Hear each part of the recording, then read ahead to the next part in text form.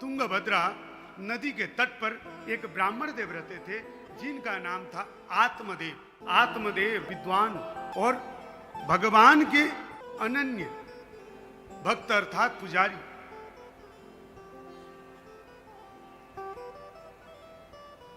द्वितीय इव भास्कर, भगवान सूर्य के समान विद्वान।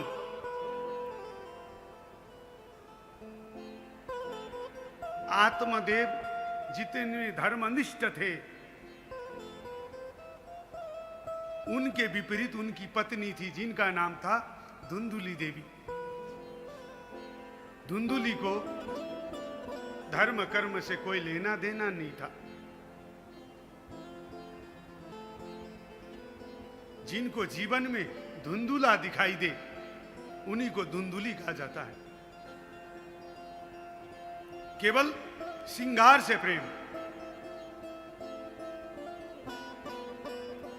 भगवान भी श्रृंगार के प्रेमी हैं, लेकिन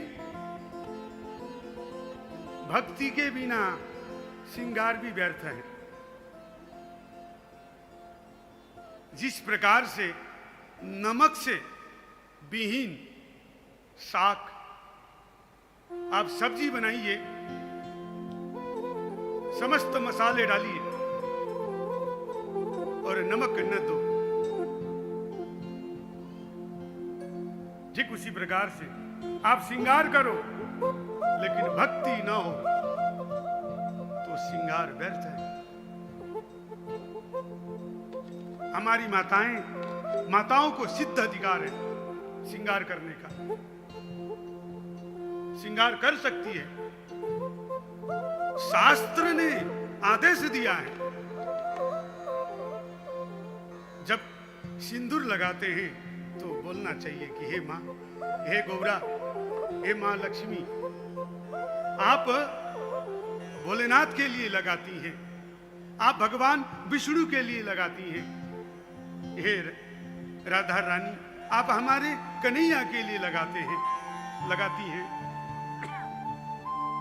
ठीक मैं भी उसी प्रकार मेरे पति के लिए लगा। आप जो भी श्रृंगार करते हैं बस भगवान को, भक्ति में ऐसा कोई अलग नियम नहीं है। आप जो खाते हो अर्पण करके खाओ, जो पीते हो अर्पण करके पियो, जो नवीन नूतन वस्त्र लाते हो एक बार दिखा दो तो क्या हो जाता है वो प्रसाद। आप आभूषण गहना आदि भी लाते हैं, एक बार दिखा दो प्रभु। कई वर्षों से घर में बोल रहा था, आज हमारे पति देव प्रसन्न हुए और लक्ष्मी देवी की विशेष कृपा हुई तो 9 लाख का हार आ गया। उनके आगे दिखा दो, उसको धारण करिए। आपको कुछ विशेष करने की आवश्यकता नहीं है। भक्ति, हम लोग सोचते हैं कि भक्ति कुछ विशेष है, नहीं। हम जो नित्य कर रहे हैं उसी में थोड़ा सा जोड़ना अर्थात ऐड करना, वही भक्ति मार्ग है। तो आत्मदेव तो भगवान के अनन्य भक्त, लेकिन धुंधली आत्मदेव से विपरीत। भगवान का दिया सब कुछ था, लेकिन पुत्र न होने के कारण आत्मदेव दुखी रहने लगे। आत्मदेव ने एक दिन मन में विचार किया कि अब मैं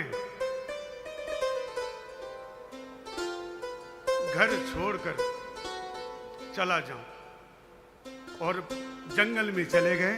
जंगल में जाकर रोने लगे। जब जंगल में रोने लगे तो तभी वहीं से एक सन्यासी बाबा आ रहे थे। सन्यासी बाबा ने देखा, हो ये तो भगवान का अनन्य भक्त है। लोग घर में भगवान को पुकार पुकार के रोते हैं, ये तो जंगल में आकर भगवान को स्मरण करके रो रहा है। आत्मदेव जी के पास में सन्यासी बाबा आए। सन्यासी बाबा ने आत्मदेव के पास में आकर पूछा, कथम रोदसी विप्रत्वम काते चिंता बलीयसी।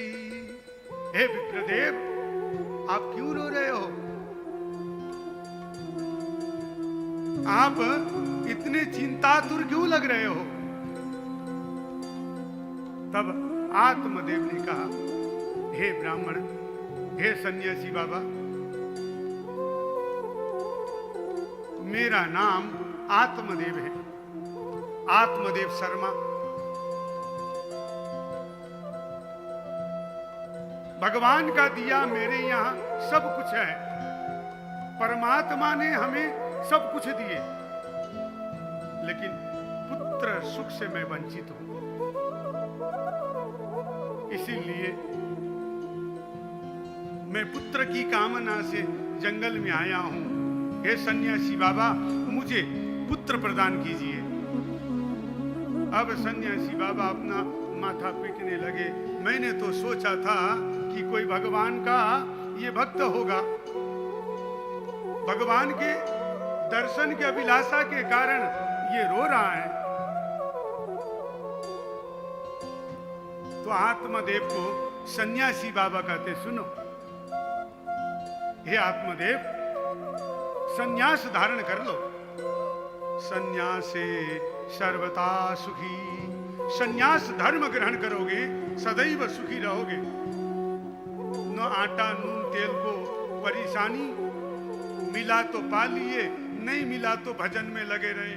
तो सन्यास धारण कर लो। तो आत्मदेव कहने लगे, मुंचा ज्ञानम प्रजारूपम। हे सन्यासी बाबा, मैं भी ब्राह्मण हूं, पढ़ा लिखा विद्वान ब्राह्मण हूं। आपका ज्ञान आपके पास में रखिए।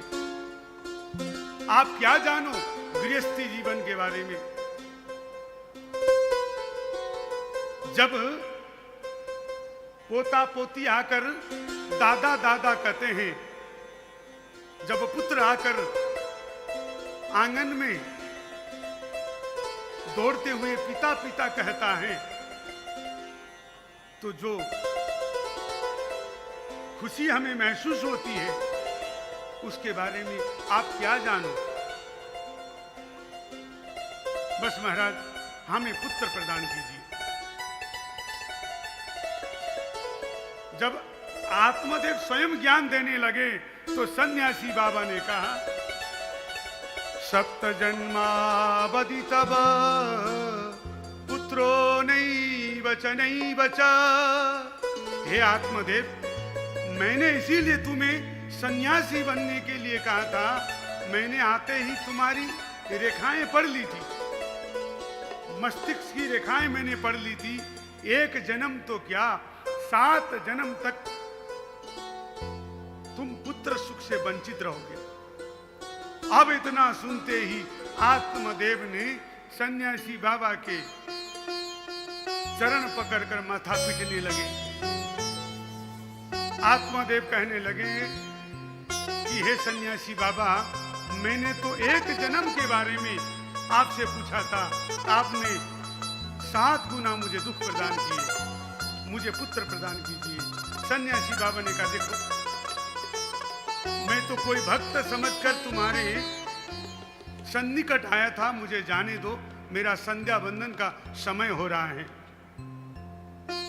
आत्मदेव ने कहा कि नहीं, मैं आपको जाने नहीं दूंगा, मैं यहीं मर जाऊंगा। तो सन्यासी बाबा ने कहा, मुझे जाने दो, मेरे जाने के बाद मरना। आत्मदेव कहने लगे, नहीं, मैं आपके सन्निकट, आपके चरणों में अपना माथा पीट पीट कर मैं प्राण दूंगा और आपको ब्रह्म हत्या का पाप लगेगा। अब संत भी मन में विचार करने लगे, कहीं ये ब्राह्मण सचमुच कहीं अपने प्राण को त्याग न दे और मैं भजन के लिए सन्यासी बना और कहीं ब्रह्म हत्या का पाप न लगे, ऐसा मन में विचार कर सन्यासी बाबा ने झोली में से फल निकालकर आत्मदेव को दिया और आत्मदेव से कहा कि जाओ अपने पत्नी को खिलाना।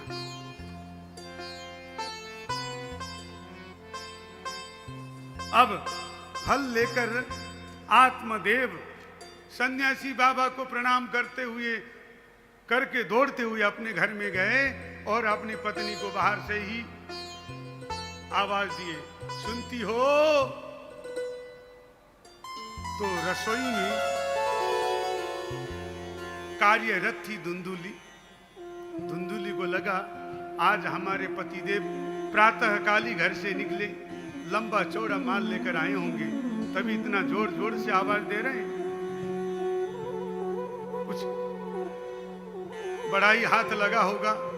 रसोई के कार्य को ठप करके अपने पतिदेव के पास में दौड़ती हुई आई और बोलने लगे, क्यों इतनी गला फाड़ फाड़ के आवाज दे रहे हो? तब आत्मदेव ने कहा कि हे प्रिय, ये देखो तुम्हारे लिए फल लाया हूं। तो धुंधुली माथा पीटते हुए कहने लगी, इस फल के लिए मुझे आवाज दी?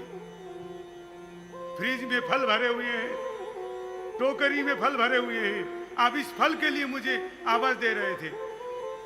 कहीं मेरा पकवान खराब ना हो जाए। तो आत्मदेव ने कहा, यह ऐसा वैसा फल नहीं है, यह साधु प्रसाद है, तुम इससे पा लेना। अब जैसे ही धुंधुली के हाथ में फल को दिया गया, अब धुंधुली मन में विचार करने लगी, ओ कई दिनों से विचार कर रही थी मैं, मेरे से कम बोल रहे हैं और आज सुबह सुबह ही निकले, किसी बाबा से जादू टोना मेरे बारे में करा रहे हैं। पता नहीं कौन सा मंत्र, कौन से बाबा के पास में जाकर मंत्र तंत्र फूंक कर इस फल में लेके आए होंगे। तो धुंधुली ने कहा कि ठीक है, एक काम करिए, जब साधु प्रसाद है तो मैं नहा लूं और भगवान को भोग लगाऊं, फिर मैं पालूंगी। तो आत्मदेव को लगा आज तक तो कभी इसने कहा ही नहीं कि भगवान को भोग लगाऊं। देखो साधु प्रसाद, साधु कृपा, साधु का दिया फल हाथ में आते ही भगवान के बारे में सोचने लगी। आत्मदेव गदगद हो गए। अब इधर धुंधुली हाथ में फल लेकर चिंता करने लगी। उसी समय उसकी पड़ोसन आई। पड़ोसन ने आकर धुंधुली से पूछा, बहना इतनी चिंतातुर क्यों हो? तब धुंधुली कहने लगी, देखो ना, आज हमारे पतिदेव कोई फल लेकर आए हैं, साधु प्रसाद, और कहते हैं इस फल को खा लो, घर में पुत्र का जन्म होगा। बहना तुम ही बताओ, फल खाने से आज तक भला किसी के यहां पुत्र हुआ है? तब पड़ोसन ने कहा, देखो बहना, ये साधु प्रसाद है, जो भगवान दे नहीं सकते वो साधु संत दे सकते हैं, तुम्हें इस फल को पा लेना चाहिए। तभी धुंधुली अपने पड़ोसन से कहने लगी, देखो प्रसाद तो मैं पालू, हमने सुना है कि गर्भवती महिला भाग नहीं सकती। बोले हाँ, उनको सावधानी पूर्वक चलना पड़ता है। अच्छा बहना, एक बात बताओ, घर में आग लग गई तो मैं कैसे भागूंगी? अब वो माथा पीटने लगी, ये क्या सोच रही है? बहना ऐसा कुछ होने वाला नहीं है। फिर पुनः कहने लगी, अच्छा बहना, हमने सुना है कि सुखदेव मुनि अपनी माँ के गर्भ में 16 वर्ष तक रहे। बोले हाँ, सुना तो है। कहीं मेरा बच्चा भी 2-3 वर्ष के लिए रह गया तो मैं तो जीते जी मर जाऊंगी। एवं कुतर्क योगेना, इसी प्रकार से कुतर्क करके उसने फल को ग्रहण नहीं किया, अर्थात फल खाई नहीं। और पड़ोसन ने कहा कि तुम्हारा जो मन करे करो, तुम्हारी मति मारी गई है। ऐसा कहकर पड़ोसन तो चली गई। तभी उसकी धुंधुली की छोटी बहन आई। छोटी बहन ने कहा कि बहना क्यों चिंतातुर हो? तो धुंधुली ने कहा देखो तुम्हारे जीजा जी की बुद्धि भ्रष्ट हो गई और कोई साधु ने फल ला कर दिया और कहते फल खाओ तो पुत्र होगा। भला आज तक किसी का फल खाने के बाद पुत्र हुआ है? तो बहना तो इसी ताक में थी। बहना तो चाह रही थी कि इसके संतान न हो और सारा धन मेरा हो। तो बहन ने कहा देखो मेरे पहले से ही दर्जन भर संतान हैं और एक संतान मेरे उदर में पल रहा है, तुम चिंता न कर, मैं संतान तुम्हें दूंगी। बहन ने भी संतान इसीलिए मनी मन देने को तैयार हुई, बाद में पुत्र मेरा होगा और समस्त धन मेरा होगा।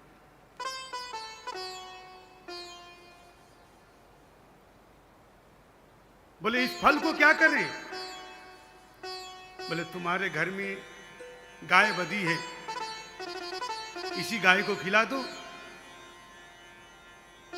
पता चल जाएगा कि साधु प्रसाद सत्य होता है या नहीं। और फल गाय को खिला दिया गया। एक दिन समय आया धुंधुल की छोटी बहन ने रात्रि के समय दासी के द्वारा पुत्र भेज दिया और प्रातः काल धुंधुली ने खबर भेजाई आत्मादेव के पास में। आत्मादेव दौड़ते हुए गए और अपने पुत्र को अपने हाथों से जन्म घुट्टी खिलाए। हमारे यहाँ प्रथा है। और खूब मिठाई आदि बांटे। भगवान की ऐसी कृपा हुई कि ठीक 3 महीने बाद गौ के द्वारा भी एक बालक का जन्म हुआ। जिस गौ को फल खिलाया था, धुंधुकारी के जन्म के 3 महीने बाद गौ के द्वारा भी बालक का जन्म हुआ। अब लोग कहने लगे देखो ऊपर वाला जब भी देता देता छप्पड़ फाड़ के।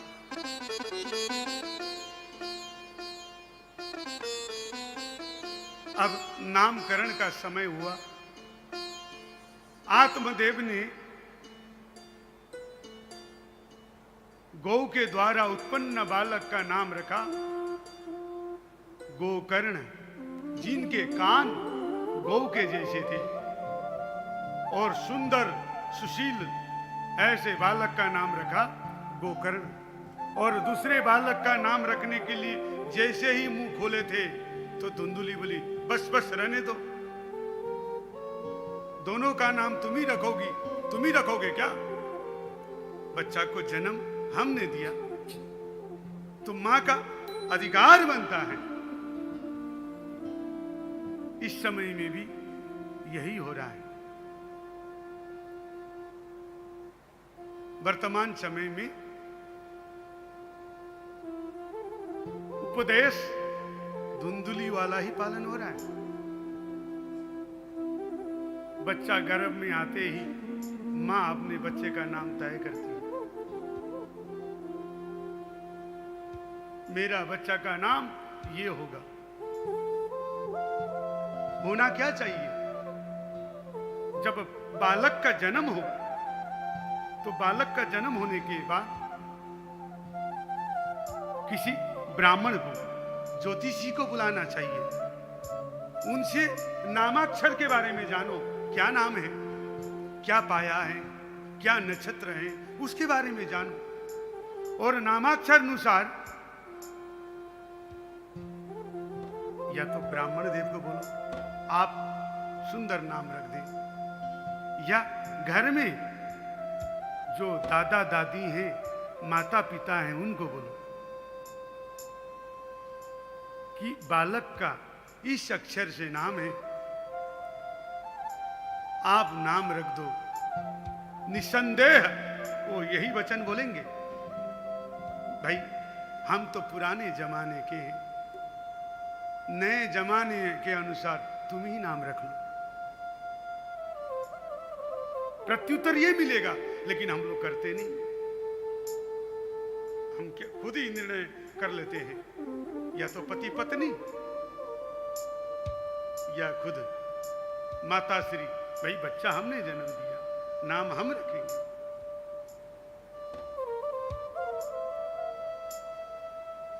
मेरा बोलने का तात्पर्य कि नामाक्षर शास्त्र मत से होना चाहिए।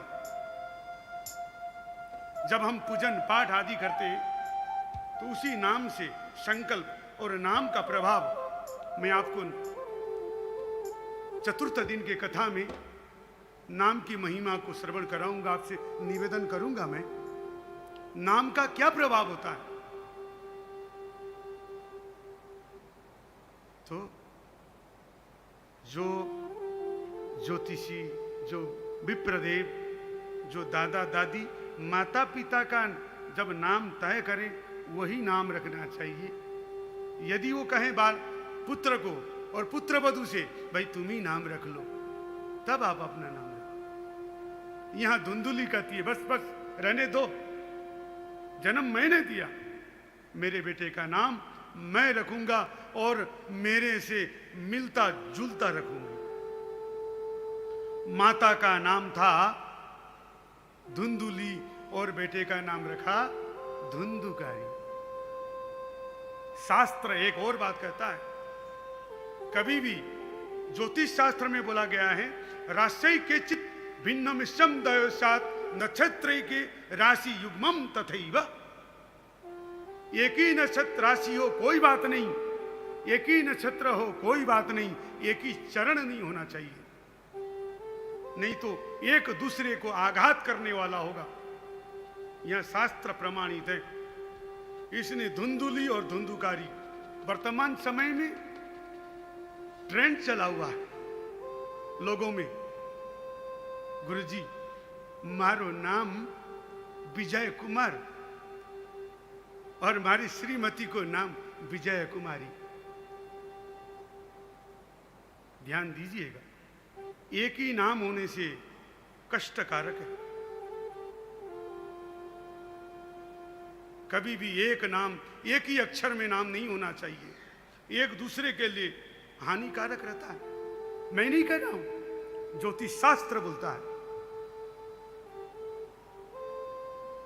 राशि के चित भिन्न मिश्रम दयोसा नक्षत्र की राशि युग्मम तथैव। मुहूर्त चिंतामणि में यह श्लोक आता है।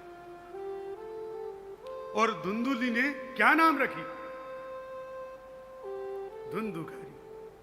बाद में जाकर उसी के लिए घातक सिद्ध हुआ। अब दोनों बच्चे बड़े हुए और दोनों ने नाम कमाया। एक हुआ प्रख्यात, एक हुआ कुख्यात। गोकर्ण पंडितो ज्ञानी धुंधुकारी महाखला। गोकर्ण तो ज्ञानी और विद्वान बने, क्यों? ऋषि प्रसाद।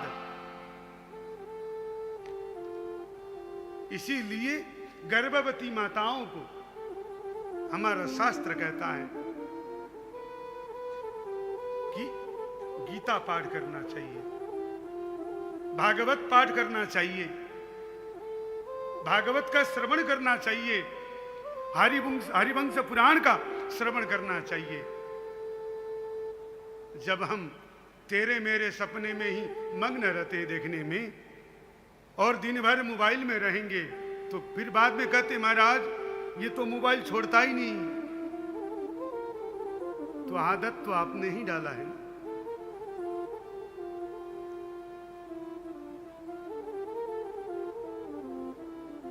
शास्त्र जो है ना, हमारा जो शास्त्र है, शास्त्र का अर्थ क्या है?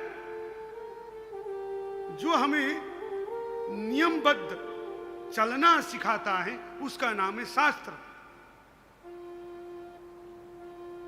हम केवल सुनते हैं,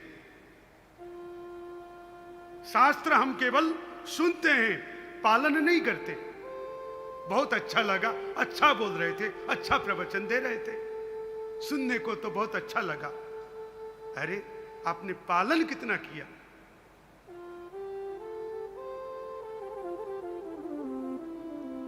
इसीलिए ये बात ध्यान रखना चाहिए आप लोगों को। जब घर में पुत्र वधू हो, पुत्री हो, उन लोगों से कहो कि भगवान का स्मरण करो। कुछ नहीं है तो भगवान का भजन लगा दो, हरि संकीर्तन लगा दो। प्रमाण है शास्त्र में, प्रहलाद को नारद मुनि लेके गए थे।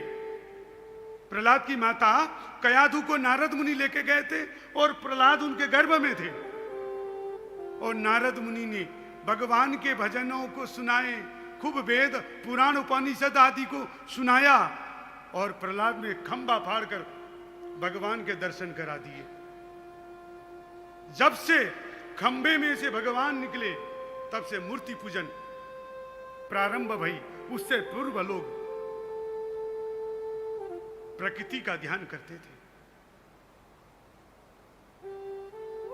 भगवान की जाकर भगवान का तपस्या करते थे लाखों वर्षों तक।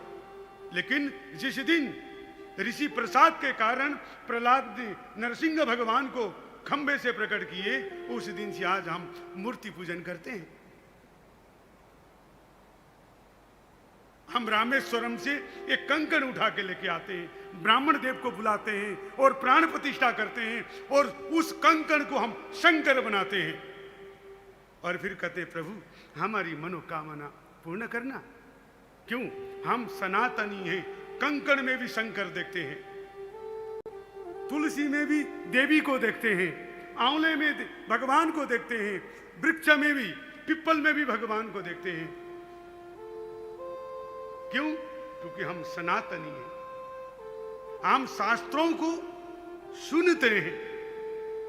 विडंबना ये पालन नहीं करते, दुख ये पालन नहीं करते।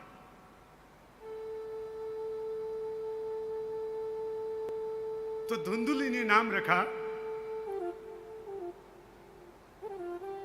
धुंधुकारी। एक तो हुआ ज्ञानी, दूसरा हुआ खल। खल का अर्थ, खल के दो ही काम हैं, खाना और लड़ना। ख से खाना, ल से लड़ना। अब दोनों बड़े हुए। एक दिन धुंधुकारी ने अपने पिता को ही पकड़ लिया और कहने लगा धन कहां कहां रखा है बताओ।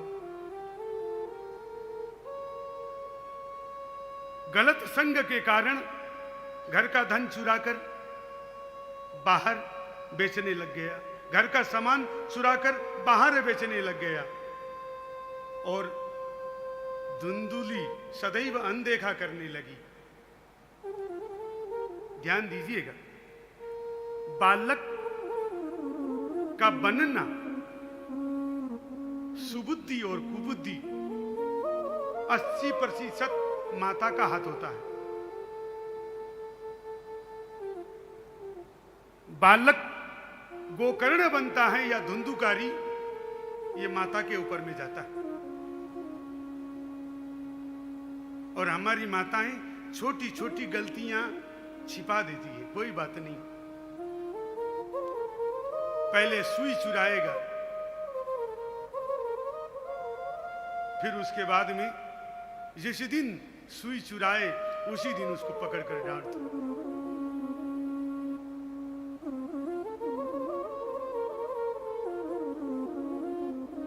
और धुंधुली ने यही गलती की, अनदेखा करती रही, घर का सामान चुरा कर बाहर बेचने लगा, बाहर गड़िकाओं के पास में जाकर धन को नष्ट करने लगा। एक दिन पिता को ही पकड़ लिया। अब जब पिता दुखी होकर बैठे हुए थे, क्व गच्छामि क्व तिष्ठामि, आत्मदेव मनी मन विचार कर रहे थे, अब मैं कहां जाऊं, क्या करूं। रो रहे थे तो गोकर्ण ने हाथ पकड़ लिया। पिताजी सुनिए, मैं बहुत दिन से आपसे अकेले में मिलना चाहता था, आज वो मुझे मौका मिला। आप बताइए क्या है आपके मन में। तो आत्मदेव ने कहा कि हे पुत्र, मैं धुंधुकारी से दुखी हूं, इसीलिए अब मैं घर द्वार छोड़कर जाना चाहता हूं।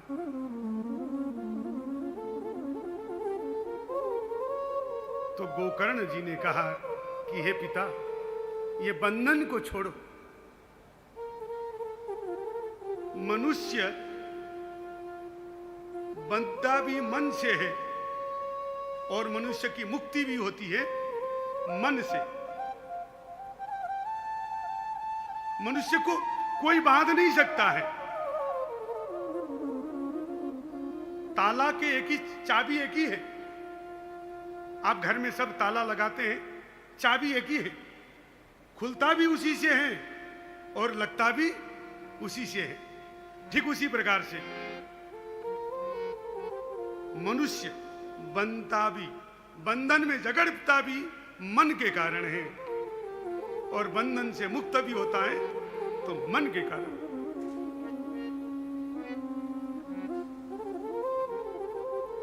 हे पिता, ये अहमता और ममता इसको छोड़ो। और अपने पिता को 2 श्लोकों में उपदेश देते हैं जिसको कहा जाता है गोकर्ण गीता। देहेस्तिमान सरुदिरे विमतिं त्यजत्वं जाया सुतादिषु सदा ममतां विमुञ्च। हे पिता, तो बंधन के 2 ही कारण हैं, अहमता और ममता। पूरा जीवन हमने इसी में खत्म किया। अहमता मेरा है, मेरा पुत्र, मेरी पत्नी, मेरा भाई, मेरा फलाना।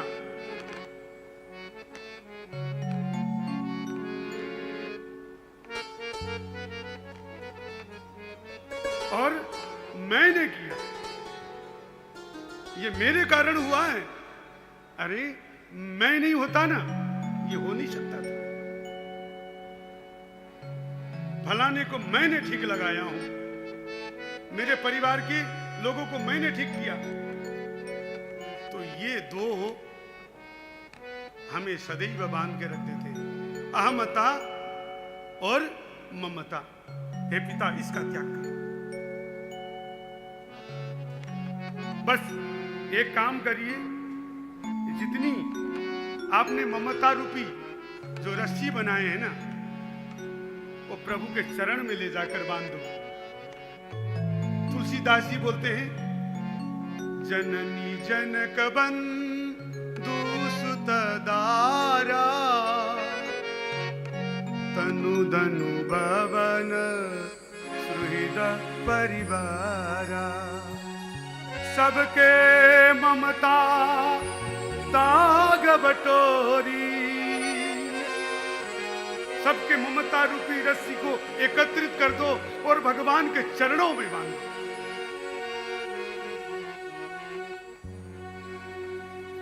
और भगवान से संबंध जोड़ दो। भगवान से संबंध बिना जोड़े होगा नहीं। मार्ग में कोई जा रहा है, आप कुछ तो संबंध लगाएंगे, कुछ तो लगाएंगे ना। भैया बोलेंगे, ताऊ बोलेंगे, चाचा बोलेंगे, मामा बोलेंगे, तो भगवान से बोलो प्रभु ये संबंध अभी का नहीं है, आपका और मेरा संबंध जन्म जन्मांतर का है। बस मैंने पुकारने में देर कर दी। तो भगवान से बोले पिता संबंध लगाओ। बोले कैसे? कई जन्मों से, मेरे साथ साथ में गाएंगे, भक्त का भाव है।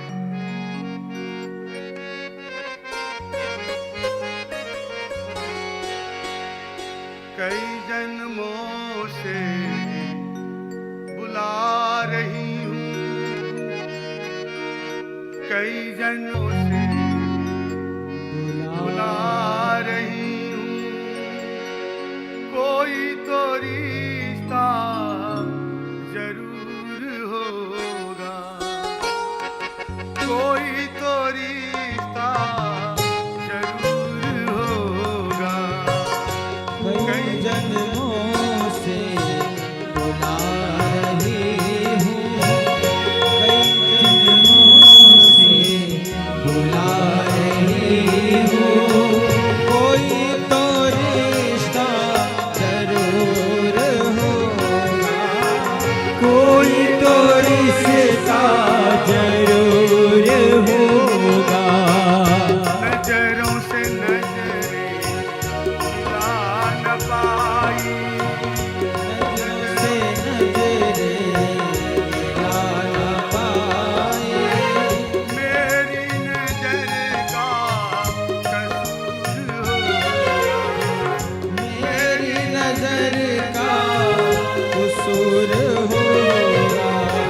कई जन्मों से बुला रही हूँ, कोई तो रिश्ता जरूर होगा। बोले भागवत भगवान की।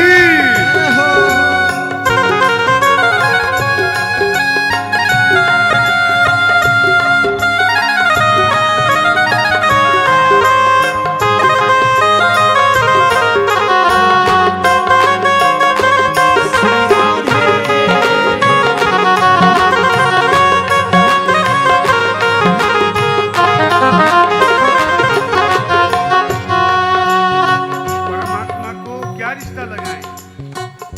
तुम ही तो मेरे माता पिता हो, तुम ही तो मेरे बंधु सखा, तुम ही तो मेरे माता पिता हो, तुम ही तो मेरे बंधु सखा हो। तो मेरे माता पिता हो, तुम ही तो मेरे बंधु सखा, तुम ही तो मेरे माता पिता हो, तुम ही तो मेरे बंधु सखा हो। मेरी बुला रही ला रही हूँ, कोई तो रिश्ता कोई तो रिश्ता जरूर होगा। वृंदावन मांगे बिहारी लाल की।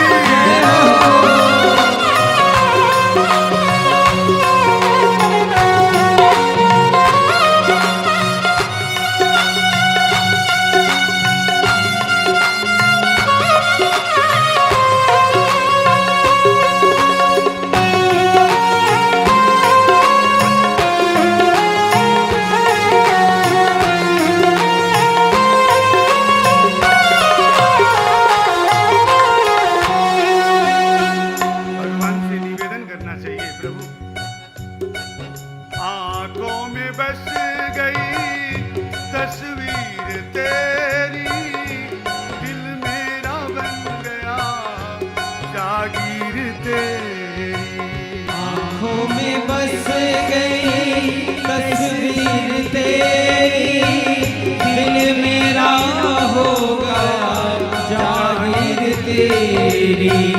आँखों में बस गई तस्वीर तेरी, दिल मेरा बन गया जागीर तेरी। आँखों में बस गई तस्वीर तेरी, दिल मेरा हो गया जागीर तेरी। बस एक छोटी सी विनती है, इस दास की सुन लो। दास की अर्जी कबूल कर लो, दास की अर्जी कबूल कर लो, वादा निभाना जरूर होगा, वादा निभाना जरूर होगा। तरस दिखाना जरूर होगा, दर्श दिखाना जरूर होगा। कई जन्मों से बुला रही, कई जन्मों से बुला रहे हो, कोई तो रिश्ता जरूर होगा। कोई तो रिश्ता जरूर होगा। सभी गाएंगे, कोई तो रिश्ता जरूर होगा, कोई तो रिश्ता जरूर होगा।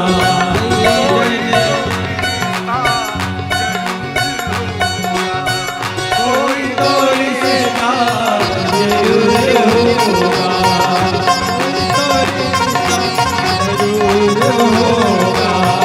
कोई तो रिश्ता जरूर होगा। कोई तो रिश्ता जरूर होगा, कोई तो रिश्ता जरूर होगा।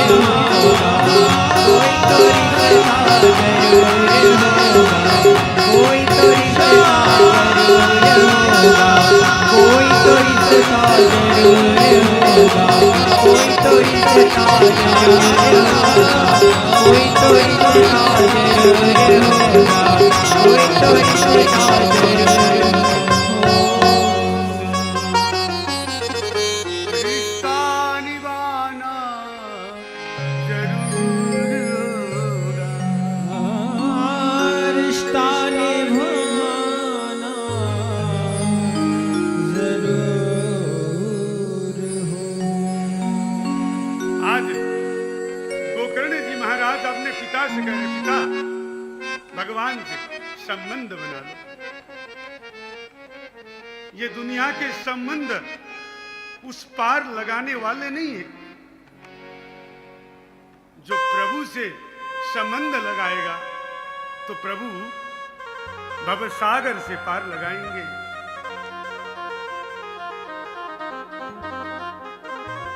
और जग में रहकर इस जगत से आप दूर रहिए।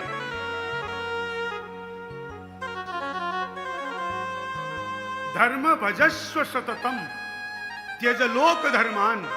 धर्म अर्थात धर्म तो करिए लेकिन लोक धर्म को त्यागिए। धर्म करते समय हम लोक धर्म भी करते हैं।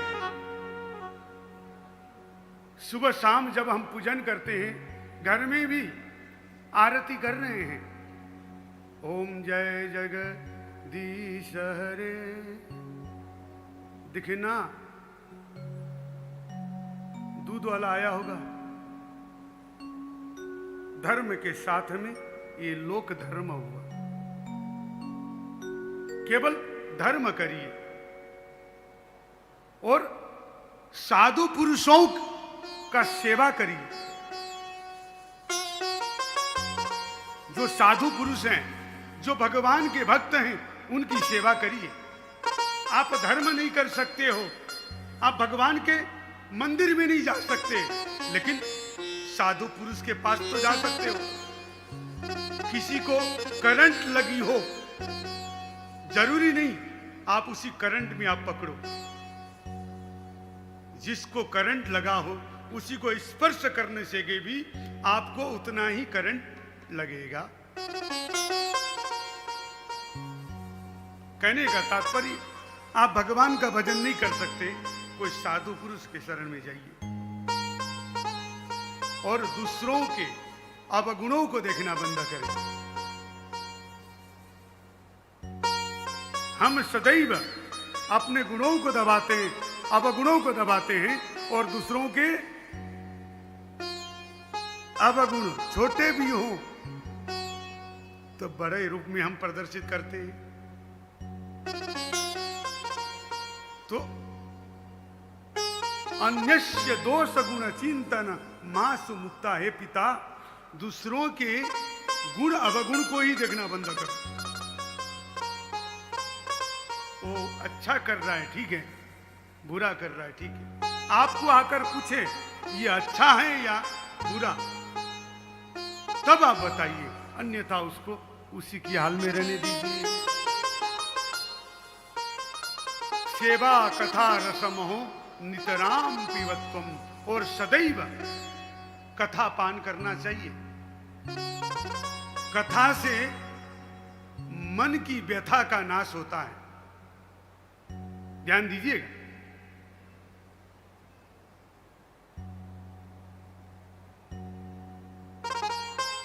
मां जानकी ने भगवान रामचंद्र के जब गुणों को श्रवण किया तो सुनत ही सीता कर दुख भागा। जब जानकी जी ने अशोक वाटिका में सशोक बैठी थी और भगवान रामचंद्र जी के कथा को श्रवण किए हनुमान जी महाराज जी के द्वारा, तो उनके दुखों का नाश हुआ। तो हमारे भी दुखों का नाश होगा कैसे? कथा श्रवण करने से। लेकिन एक बार नहीं, आपको बार बार सुनना पड़ेगा। इसीलिए सदा सेव्य का गया है। एक बार सुनने से मुक्ति नहीं मिलती है, बार बार सेवन करना चाहिए। कर्ण रूपी रसना से पान करो और हृदय पटल तक ले जाओ और हृदय में भक्ति रानी को जगाओ और बार बार श्रवण करो। हे पिता, तभी मुक्ति मिलेगी। तो पुत्र के उपदेशों को पालन करते हुए 60 वर्ष की उम्र में आत्मदेव जी ने वन में जाकर श्रीमद् भागवत महापुराण के 10वें स्कंद का पाठ करके मुक्ति को प्राप्त किया। अब इधर घर में दोनों भैया और मां, एक दिन धुंधुकारी मां को भी पिटने लगा और धुंधुकारी के परेशानी से मां ने कुएं में छलांग लगाकर अपनी जीवन लीला समाप्त की। तो गोकर्ण जी को लगा कहीं मेरा भी नंबर न आ जाए, इसीलिए तीर्थाटन के लिए निकल पड़े। अब घर में कोई नहीं, स्वच्छंद। पहले बाहर के 5 गढ़िगांव से मिलने के लिए जाता था, अब उन 5 गढ़िगांव को घर में लेके आया और धन चुरा के लाता था, गढ़िगांव को देता था। एक दिन राजा के यहाँ बहुत सा धन चुरा के लेके आया राजा के यहाँ से, और 5 गढ़िगांव ने आपातकालीन बैठक बुलाई और 5 बैठकर कहने लगी कि बहना देखो, इतना धन तो हम जीवन में कभी देख नहीं पाएंगे।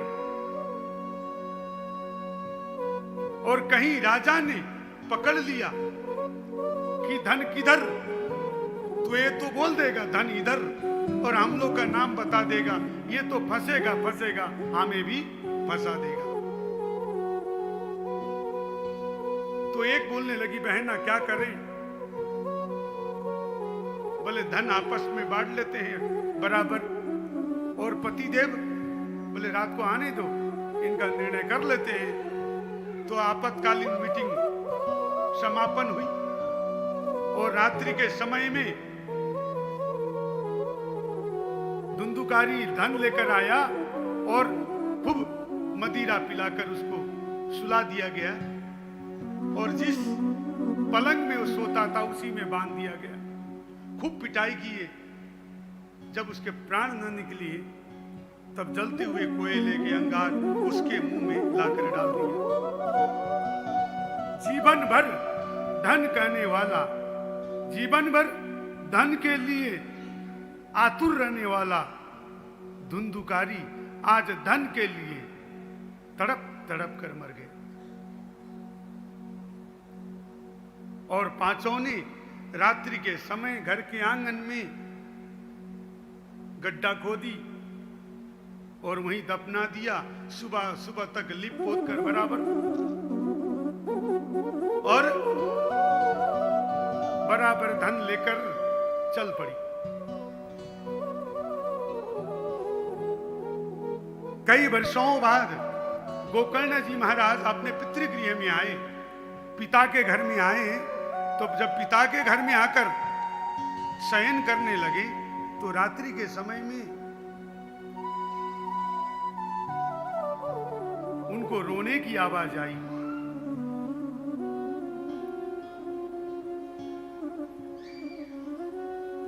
कभी महिष बन के आता,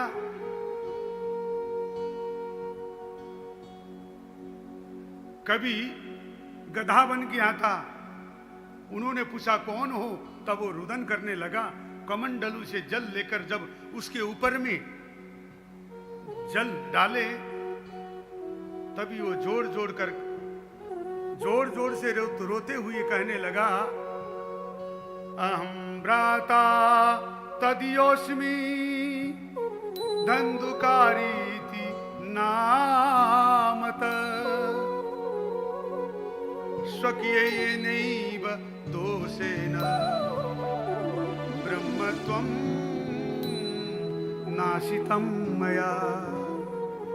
हे भ्राता, मैं आपका भाई हूं। मेरा नाम धुंधुकारी है। मैं ब्राह्मण कुल में जन्म लेकर मैंने ब्रह्मत्व को समझा नहीं। मैं ब्राह्मण कुल में जन्म लेकर कभी मैंने संध्या वंदन नहीं किया। मैं ब्राह्मण कुल में जन्म लेकर मैंने कभी गायत्री का जप नहीं किया।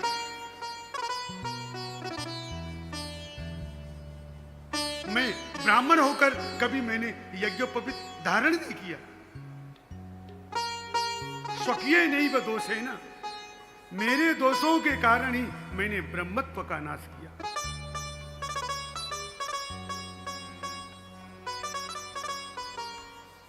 इसीलिए मैं प्रेतत्व योनि में चला गया। तो गोकर्ण जी कहते हैं कि भैया, मैंने तुम्हारे लिए गया जी में पिंडदान भी दिया। तो धुंधुकारी कहता है, ध्यान से सुनिएगा इस बात को,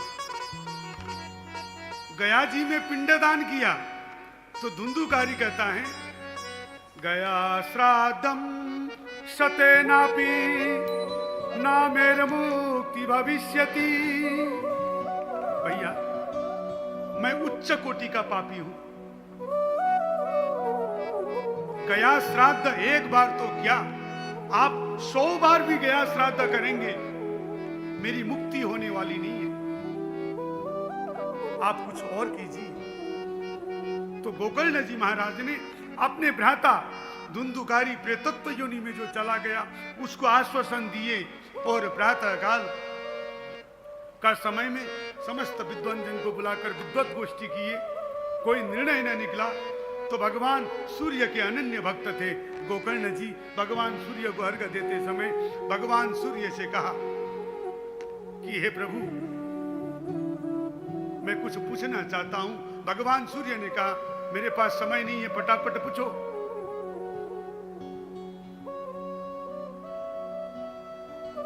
तो गोकर्ण जी के प्रश्न को सुनकर भगवान सूर्य नारायण कहते हैं, सप्ताह वाचनम गुरु।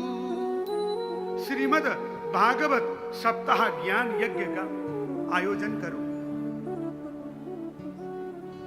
गोकर्ण जी विद्वान थे, समय और मुहूर्त देखकर कथा प्रारंभ किए। खूब सुंदर मंडप बनाया गया, समस्त ग्रामवासियों को बुलाया गया, समस्त ग्रामवासी आए। अब कथा प्रारंभ हुई तो धुंधुकारी भी आया, वायु रूप में, प्रेतत्व योनि में था, वायु रूप में आया। प्रेत वायु रूप में ही रहता है।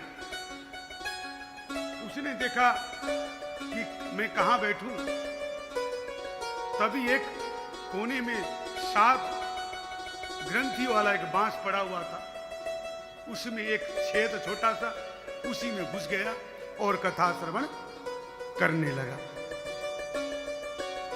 पहले दिन कथा, पहली ग्रंथि चटक गई, दूसरे दिन दूसरा, तीसरे दिन तीसरा। इसी प्रकार से 7वें दिन जब 7वां ग्रंथि चटका तो दिव्य रूप में एक पुरुष प्रकट हुआ। तो गोकर्ण जी महाराज ने कहा कि तुम कौन हो? तो धुंधुकारी कहता है कि मैं आपका भाई धुंधुकारी हूं और आपकी ही कृपा से भागवत की महिमा को गाने लगा। बोले आपकी कृपा से और भागवत के कृपा से मुझे देवतुल्य योनि मुझे प्राप्त हुआ है और भागवत की महिमा को गाने लगा। धन्या भागवती वार्ता प्रेत पीड़ा विनाशिनी। धन्य है भागवत महापुराण जो प्रेत की पीड़ा को भी नाश करती है। भागवत की कथा प्रेत पीड़ा विनाशिनी। इसीलिए जब भी हम कथा सुने, मन से सुने। पता नहीं किस जन्म के हमारे पुण्य उदय हो जाएं और वो कथा, वो प्रसाद कथामृत हमें मुक्ति मार्ग में लेके जाए। उसी समय भगवान का विमान आया, भगवान का भेजा हुआ विमान आया।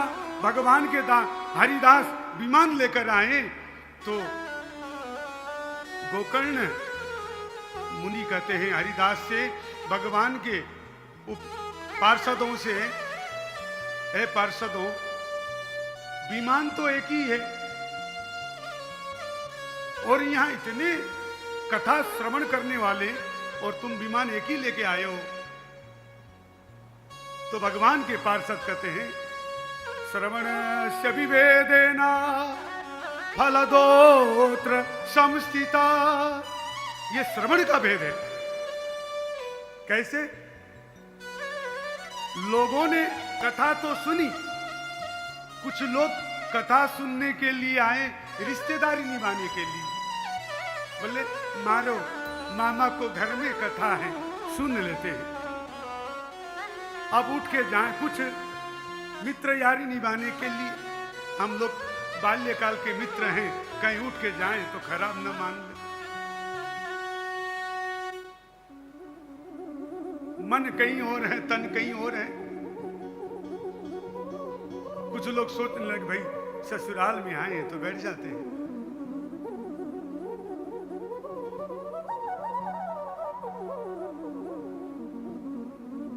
कुछ माताओं की भी समस्या है, भाई सुख दुख में बहुत काम आती है। 7 दिन को तो बात है, उसके पास बैठ के सुन लेती है। सुन लेने से क्या बिगड़ता है? और कुछ कथा श्रवण करके जाते हैं और कथा को यहीं छोड़ के जाते हैं। जिस प्रकार से एक नन्हा सा बालक मिट्टी में बैठ जाता है और मिट्टी से जब उड़ता है तो अपने वस्त्र में लगे मिट्टी को झाड़ते हुए चला जाता है। हम भी कथा को यहीं पर भवन में ही तो कथा भेद है। और धुंधुकारी क्या करता था? कथा श्रवण करता था। जो कथा श्रवण किया वो रात्रि के समय में मनन करता था। जो हम भजन गाए और रात भर उस भजन को गुनगुनाया करता था। भजन कर मस्त जवानी में बुढ़ापा किसने देखा है? अरे भजन वहां ये चला था। तुम ही तो मेरे माता पिता हो, तुम ही तो मेरे बंधु सखा हो। कितने रिश्ते नाते जोड़े, रिश्ता निभाना जरूर होगा। वो भजन वहां चला था। उस भजन को वो गुनगुना था। इसीलिए तन मन धन से धुंधुकारी ने कथा श्रवण किया और भगवान के पार्षद आकर धुंधुकारी को तो लेके गए। अब गांव निवासी लोगों ने आपातकालीन मीटिंग की और गोकर्ण जी के पास में गए। महाराज, एक बार तो चूक हो गई, अब दोबारा होने वाली नहीं है। दूसरा बढ़िया सा मुहूर्त निकाला और गोकर्ण जी ने समस्त ग्रामवासियों को श्रीमद् भागवत सप्ताह ज्ञान यज्ञ श्रवण कराए। अब इस बार ग्रामवासियों ने चूक नहीं की। काम धाम सब छोड़ दी। कथा श्रवण करते, रात्रि को कथा मनन करते। जो भजन गाया गया उसी भजन को गाते। उसका प्रभाव क्या हुआ? जितने कथा श्रवण करने वाले उतने ही भगवान के पार्षद विमान लेके आए और गोकर्ण जी के लिए स्वयं श्री हरि लेने के लिए आए और गोकर्ण जी को हृदय से लगा लिए। बोले भक्त वत्सल भगवान की।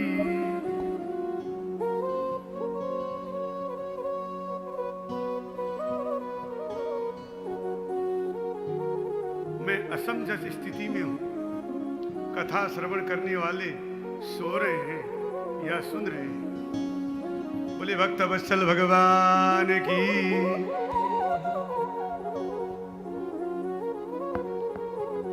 गोकर्ण जी महाराज को भगवान ने हृदय से लगा लिया और जितने भी पार्षद आए सभी गोकर्ण जी के ग्राम निवासियों को लेके गए। भगवान ने स्वयं अपने विमान में बैठाकर गोकर्ण जी महाराज को लेके गए। कैसे लेके गए?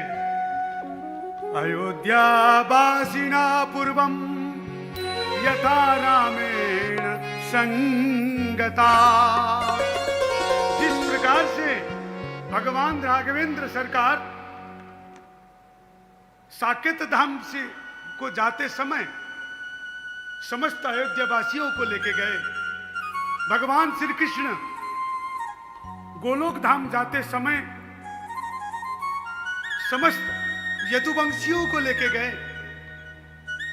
ठीक उसी प्रकार से आज गोकर्ण जी महाराज भी भागवत कथामृत पान कराकर सभी ग्रामवासियों के प्रभु के धाम को लेकर गए।